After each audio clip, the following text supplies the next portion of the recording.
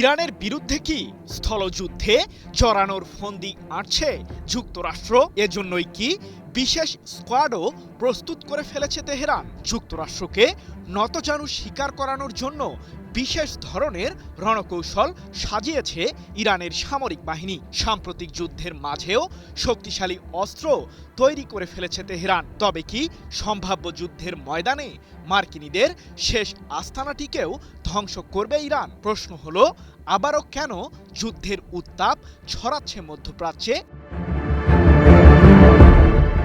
Iran ইস্যুতে যেন সহসাই কাটছে না যুদ্ধের জট। কারণ মার্কিন প্রেসিডেন্ট ডোনাল্ড ট্রাম্প তার লক্ষ্য পূরণে সফল হননি। তাই তো বিশ্লেষকরা বলছেন, যুদ্ধের ময়দানকে নতুনভাবে সাজাতে কিছুটা সময় নিচ্ছে যুক্তরাষ্ট্র।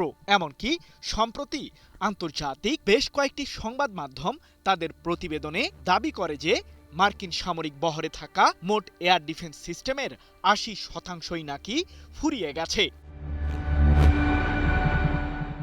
এদিকে ইরানের বিরুদ্ধে আলাদাভাবে একাই যুদ্ধে জড়ানোর ফাঁদ পেতেছে ইসরায়েল। এ নিয়ে ইহুদিবাদী দেশটির প্রধানমন্ত্রী বেনিয়ামিন নেতানিয়াহু বেশ জোর গলাতেই আবারও বলেছেন, ইরানের পারমাণবিক অস্ত্র তৈরির স্বপ্ন কোনোদিন বাস্তবায়ন করতে দেবে না ইসরায়েল। বিশেষ করে আমি যতদিন ইসরায়েলের প্রধানমন্ত্রী হিসেবে দায়িত্বে আছি, ঠিক ততদিন এই মারণাস্ত্র তৈরি করতে পারবে না তেহরান।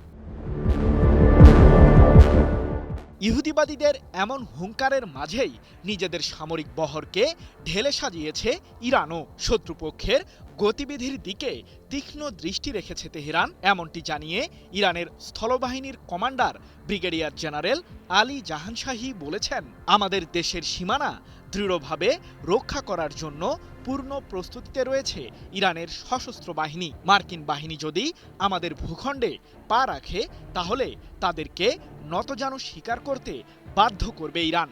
এক প্রতিবেদনে বিষয়টি নিশ্চিত করেছে ইরানের রাষ্ট্রীয় সম্প্রচার মাধ্যম প্রেস টিভি। কিন্তু হঠাৎ করেই স্থলযুদ্ধের আশঙ্কা কেন বিরাজ করছে ইরানে? সাম্প্রতিক যুদ্ধ শুরুর আগে মার্কিন প্রেসিডেন্ট ট্রাম্পের টার্গেটই ছিল ইরানের ক্ষেপণাস্ত্র ও পারমাণবিক কর্মসূচিকে চিরতরে ধ্বংস করে দেওয়া। কিন্তু সে যাত্রায় মোটেও সফল হতে পারেননি যুক্তরাষ্ট্রের শাসক। তাই তো স্থল অভিযান চালিয়ে ইরানের বিপুল পরিমাণ সমৃদ্ধ ইউরেনিয়ামগুলোকে হাতিয়ে নেবার পায়তারা চালাচ্ছে মার্কিন কেন্দ্রীয় কমান্ড। এমনকি ইরানের তেল সমৃদ্ধ অঞ্চল খার্ক দ্বীপের দখল ছিনিয়ে নেওয়ারও ষড়যন্ত্র করছে যুক্তরাষ্ট্র। কিন্তু নিজেদের শেষ রক্তবিন্দু দিয়ে মার্কিনীদের বিরুদ্ধে লড়াই চালিয়ে যাওয়ার অবস্থানে অটল ইরান।